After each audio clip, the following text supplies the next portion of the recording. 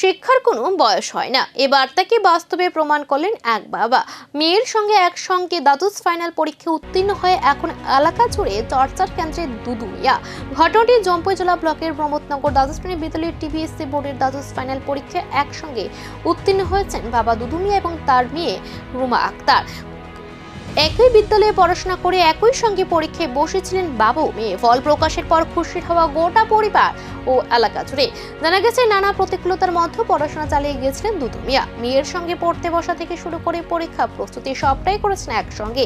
এখন তাদের দুজনেরই লক্ষ্য উচ্চশিক্ষা গ্রহণ করা। এলাকাবাসীর মতে এই ঘটনা আগামী প্রজন্মকে শিক্ষার প্রতি আরো উৎসাহিত করবে।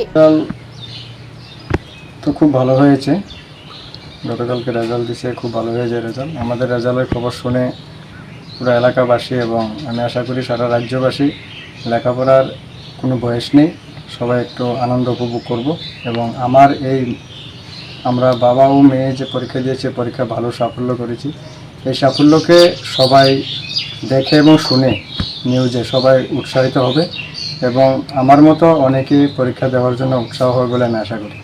জীবনের লড়াইয়ের মাঝে হার মানেনি শিক্ষার স্বপ্ন। বাবা আর মেয়ের একই সঙ্গে সাফল্য শুধু একটি পরীক্ষার ফল নয়, বরং সমাজের কাছে একটি অনুপ্রেরণার গল্প। এখন দেখার কলেজ জীবনের নতুন অধ্যায় কিভাবে এগিয়ে যান এই অনন্য জুটি।